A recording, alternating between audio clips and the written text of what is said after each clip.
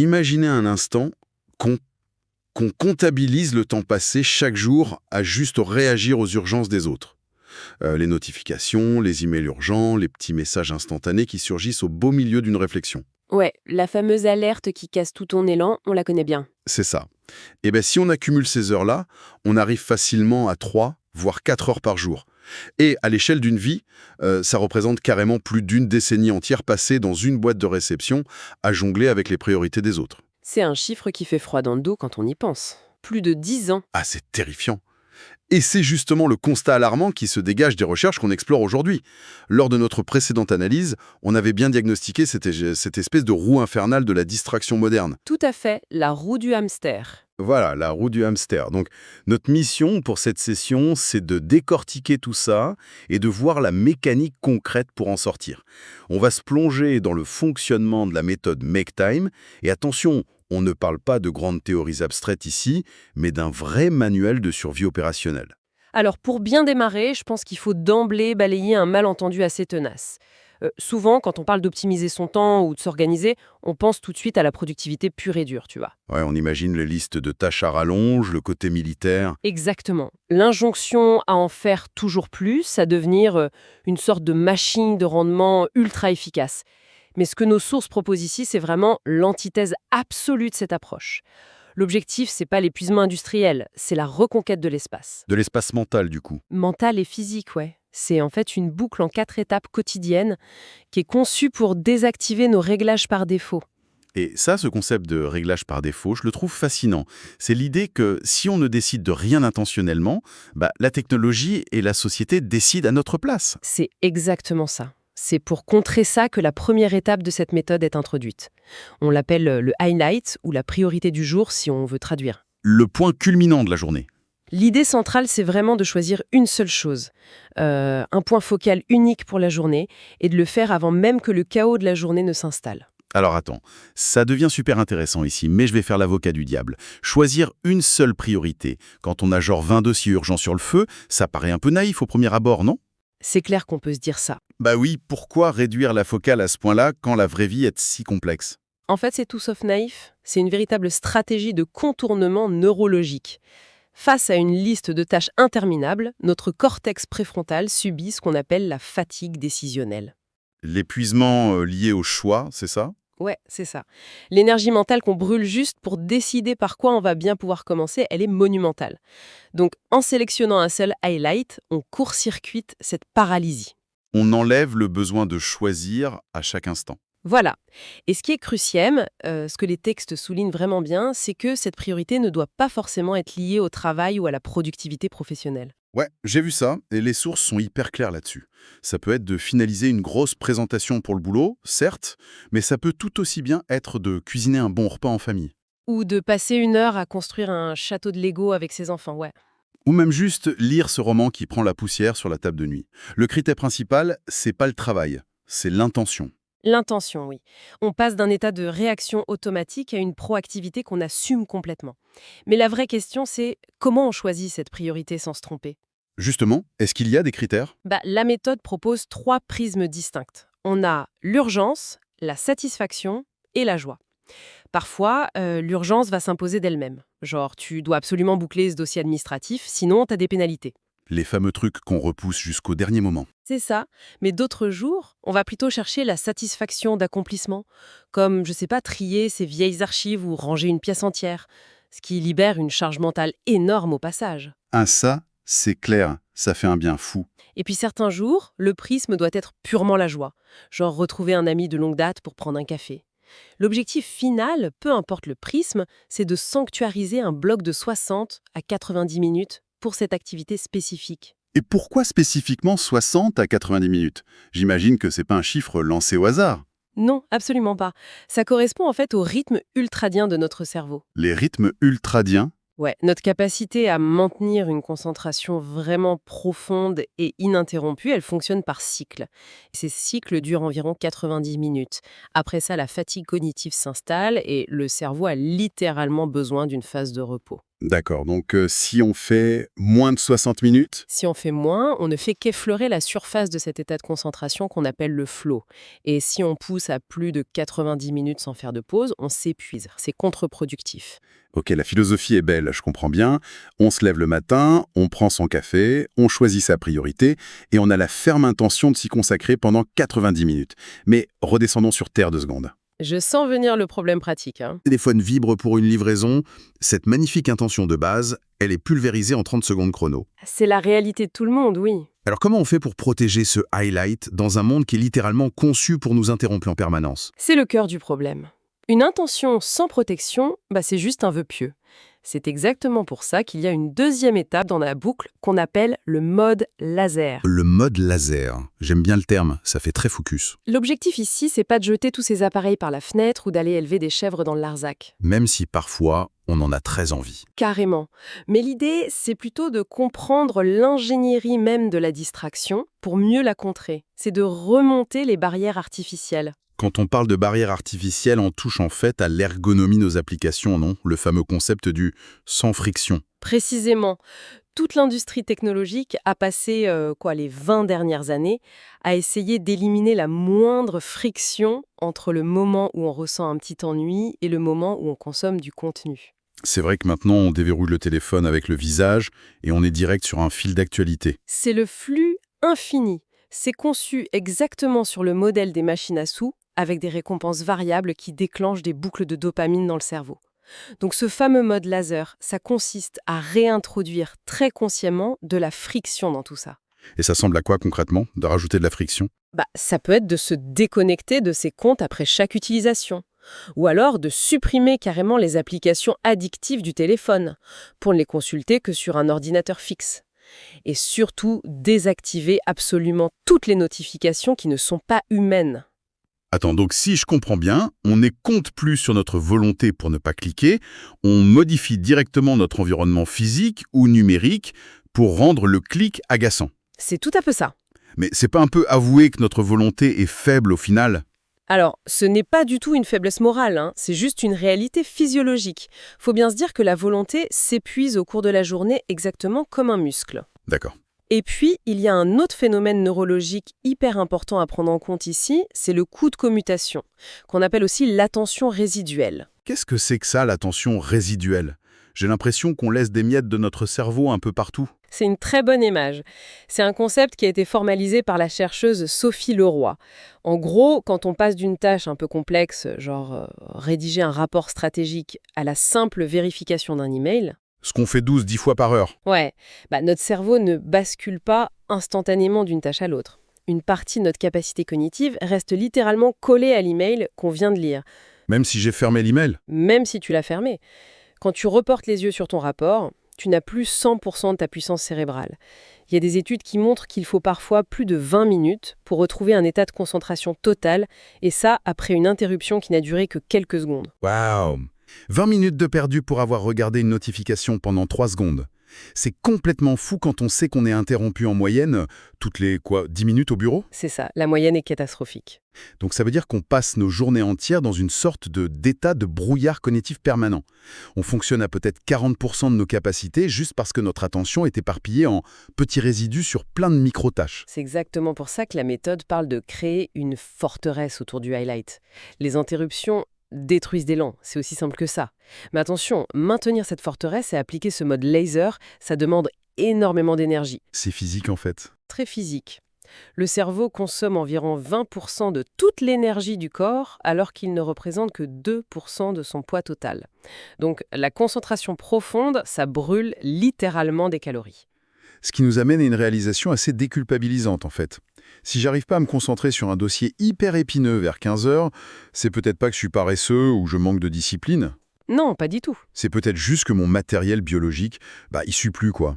Demander à son cerveau de rester en mode laser après une nuit blanche et un déjeuner un peu trop lourd, c'est un peu comme essayer de lancer un logiciel de montage vidéo ultra lourd sur un vieux téléphone dont la batterie clignote à 2%, ouais. Exactement. Le logiciel a beau être parfaitement programmé, l'intention a beau être là, le système entier va ralentir, il va chauffer et il va finir par s'éteindre. L'infrastructure de base ne peut juste pas supporter la demande. Et voilà, c'est comme ça qu'on atterrit dans la troisième étape de la boucle IP, Energize. L'idée, c'est de fournir le vrai carburant nécessaire à la tension. Et ce qui est marquant, dans les sources, c'est qu'elles n'abordent pas l'énergie sous l'angle du biohacking extrême avec plein de compléments alimentaires. Non, c'est beaucoup plus profond que ça. C'est vu sous l'angle de l'évolution. C'est-à-dire? En gros, c'est la perspective de l'inadéquation évolutive. Il faut comprendre que notre biologie fondamentale, elle n'a pas vraiment changé depuis l'époque des chasseurs-cueilleurs. On a toujours le même corps. Voilà.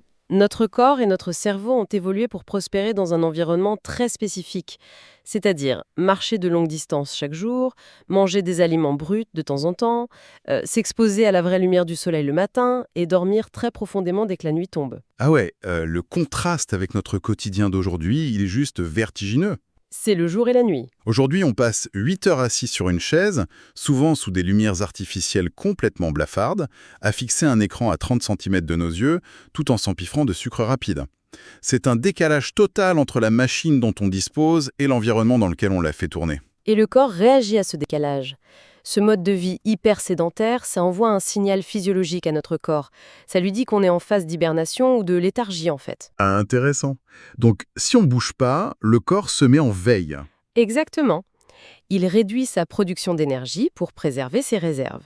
Et à côté de ça, t'as la lumière bleue des écrans le soir qui vient bloquer la sécrétion de mélatonine. L'hormone du sommeil. Ouais, l'hormone du sommeil. Du coup, on dort super mal, on se réveille le matin complètement épuisé, et devine ce qu'on fait pour compenser, on s'enfile 3 cafés dès le saut du lit. Ah bah justement, parlons-en de la caféine, parce que l'explication neurologique qu'on trouve dans les textes, elle est brillante. On a tous ce réflexe du café à 7 heures du matin pour arriver à ouvrir les yeux. Mais apparemment, c'est une erreur stratégique monumentale. Oui, c'est la pire chose à faire. Pourquoi? Comment ça marche dans le cerveau? Tout se joue autour d'une tumule qui s'appelle l'adénosine. En gros, pendant toute la journée, quand tu es éveillé, cette adénosine s'accumule progressivement dans ton cerveau. C'est ça qui crée la fameuse pression de sommeil. Exactement. Plus il y en a, plus tu as envie de dormir. Et pendant la nuit, quand tu dors, ton cerveau purge cette adénosine. Le problème de la caféine, c'est qu'elle ne donne pas réellement de l'énergie en soi. Ah bon? On a pourtant l'impression d'être boosté. C'est une illusion. En fait, la caféine vient se fixer sur les récepteurs de l'adénosine et elle les bloque. Elle masque juste la sensation de fatigue. Comme si elle mettait la jauge d'essence de ta voiture sur plein, alors que le réservoir est vide. Donc si je prends un café direct dès le réveil, qu'est-ce qui se passe? Tu vas bloquer la sensation de fatigue résiduelle de ta nuit, certes, mais le problème, c'est que ton corps n'aura pas le temps d'activer sa propre sécrétion naturelle de cortisol, qui est notre hormone de l'éveil naturel. Et le pire, Il y a pire. le pire, c'est que l'adénosine, elle continue de s'accumuler en arrière-plan, pendant que les récepteurs sont bloqués par la caféine. Oula, je vois le truc venir. Ouais. Donc quand la caféine finit par se dissiper, en général en début d'après-midi, tous les récepteurs se libèrent d'un seul coup. Et là, c'est le déluge d'adénosine accumulée qui inonde ton cerveau. C'est ça qui provoque le fameux crash de 14 heures où tu as juste envie de dormir sur ton clavier. Mais c'est fou ça. Donc la tactique optimale, ce serait quoi? Ce serait d'attendre 9h30 ou 10h pour boire son premier café. Il faut laisser le corps se réveiller naturellement d'abord et utiliser la caféine comme un bouclier pour anticiper la vraie baisse d'énergie de la mi-journée. C'est quand même dingue de voir à quel point de simples ajustements purement mécaniques peuvent tout changer. On ne parle pas de faire un truc extrême, genre courir un marathon avant l'aube. Non, c'est des petits hacks du quotidien. On parle juste de repousser son premier café d'1 heure ou 2, d'aller marcher 10 minutes dehors sans écouteurs pour reposer un peu son cortex, ou juste de manger de la vraie nourriture pas transformée. C'est du bon sens biologique en fait. Donc, si on récapitule la méthode jusqu'ici, on a le highlight pour définir notre intention de la journée, ensuite le mode laser pour bloquer les distractions artificielles, et l'étape energize pour fournir l'électricité à tout ce système. C'est une mécanique implacable sur le papier, mais comment on sait si on applique bien tout ça? Surtout quand la vraie vie s'en mêle avec tous ces imprévus. Et c'est là qu'intervient la fonction vitale de la 4e et dernière étape, reflect, la réflexion. Parce qu'une méthode qui serait totalement statique, elle est vouée à l'échec. Il faut pouvoir mesurer, observer et s'ajuster en permanence. Il y a une métaphore dans nos notes qui m'a particulièrement marqué là-dessus. Si on va dans une librairie et qu'on achète un énorme manuel de cuisine avec, je sais pas, des centaines de recettes hyper complexes. Ouais, on va certainement pas essayer de cuisiner les 100 plats le soir même en rentrant chez soi. C'est clair. Ce serait une catastrophe absolue. On finirait par tout brûler dans la cuisine, on se mettrait à pleurer et on commanderait une pizza. C'est ça, ouais. Et pourtant, c'est exactement ce qu'on a tendance à faire avec les méthodes d'organisation ou de développement personnel. Ah mais tellement. On lit un livre super motivant et bim, le lundi matin, on veut tout révolutionner d'un coup. On se dit qu'on va se lever à 5 heures du matin, méditer pendant 30 minutes, bloquer tous les réseaux sociaux, manger que du chou frisé. Et le mardi à midi, on abandonne tout parce que la charge mentale et la charge de volonté, c'est juste insoutenable. Exactement. Donc la proposition ici, c'est de traiter toutes les tactiques qu'on trouve dans la méthode Make Time, exactement comme un livre de recettes. On teste une petite astuce pour le mode laser, une seule tactique pour l'énergie, et le soir, on prend littéralement 2 minutes pour évaluer comment ça s'est passé. Un petit bilan de la journée, quoi. Oui, on se pose des questions simples. Est-ce que j'ai réussi mon highlight aujourd'hui? Quel était mon niveau d'énergie globale sur une échelle de 1 à 10? Qu'est-ce qui a bien fonctionné et surtout, qu'est-ce qui a lamentablement échoué? C'est littéralement appliquer la méthode scientifique à sa propre vie, non? On pose une petite hypothèse, on fait l'expérience sur soi-même, on récolte la donnée à la fin de la journée et on ajuste pour le lendemain. Ce qui me fascine dans cette approche, c'est l'effet hyper déculpabilisant que ça a. C'est le but recherché. Parce que si, disons, je passe 1 heure à scroller frénétiquement sur mon téléphone au lieu d'avancer sur mon gros projet, ce n'est plus vu comme un échec moral de ma part. Et ça, c'est libérateur.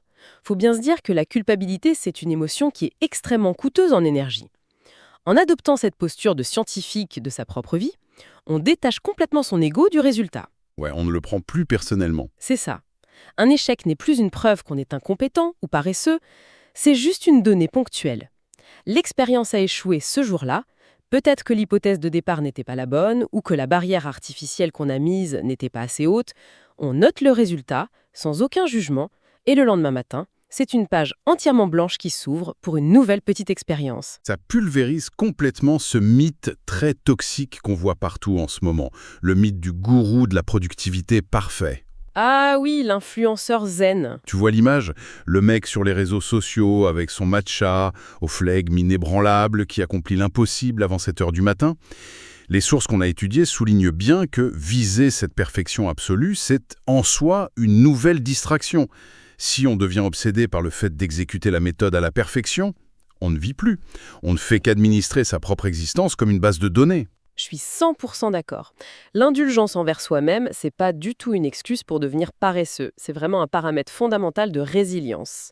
Si un système de productivité est trop rigide, au premier imprévu, un enfant malade, une grosse urgence au travail qu'on n'avait pas prévue, une nuit d'insomnie, le système entier se brise en 1000 morceaux. C'est le château de cartes qui s'effondre. Exactement. C'est l'expérimentation quotidienne qui permet la souplesse. Et c'est cette indulgence qui transforme une tentative éphémère du lundi en une véritable habitude qui va durer des années. On arrive donc à un bouleversement complet de la façon dont on perçoit nos journées au final.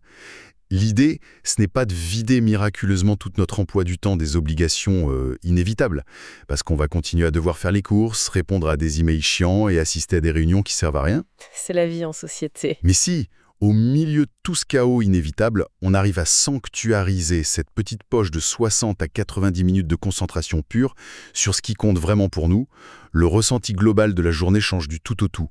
On passe d'un sentiment constant de submersion à un sentiment de pilotage.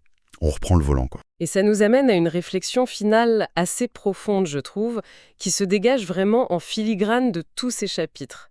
Si on regarde comment fonctionne le monde actuel, on réalise que notre attention, c'est devenu la ressource et la marchandise la plus précieuse de toute notre époque. L'or gris de notre cerveau. C'est ça, des empires technologiques colossaux qui sont littéralement parmi les entreprises les plus rentables de toute l'histoire de l'humanité. Ils ont bâti tout leur modèle économique sur une seule et unique chose, la capture et ensuite la revente de nos fractions de seconde d'attention. Donc, décider très consciemment de bloquer cette grosse machinerie, de créer de la friction pour consacrer notre attention à une priorité qu'on a nous-mêmes définie, c'est pas juste un petit truc de productivité ou une astuce d'organisation de bureau pour faire plaisir à son boss. Non, ça va bien au-delà de ça. C'est presque un acte fondamental de rébellion silencieuse. En protégeant ce highlight tous les jours, en construisant ces forteresses virtuelles autour de notre propre cerveau, on refuse tout simplement d'être le carburant passif des algorithmes. C'est puissant, ça. On réclame la souveraineté totale sur notre propre esprit. Et je pense que c'est peut-être la question la plus importante avec laquelle ceux qui écoutent doivent repartir aujourd'hui, au-delà de toutes ces techniques de la méthode Make Time. Contre quoi est-ce qu'on va choisir de se rebeller demain matin en reprenant le volant de notre attention ? Récupérer son attention comme un acte de rébellion, Franchement, voilà une perspective qui change absolument tout. C'est en comprenant cette mécanique complexe qui mêle à la fois la neurologie dans notre cerveau, la physiologie dans notre corps et cette indulgence très méthodique dont on parlait, que la théorie se transforme enfin en pratique vivante. Et c'est là que tout commence vraiment à prendre sens. Et pour celles et ceux qui veulent aller plus loin, le livre est disponible gratuitement via le lien en description.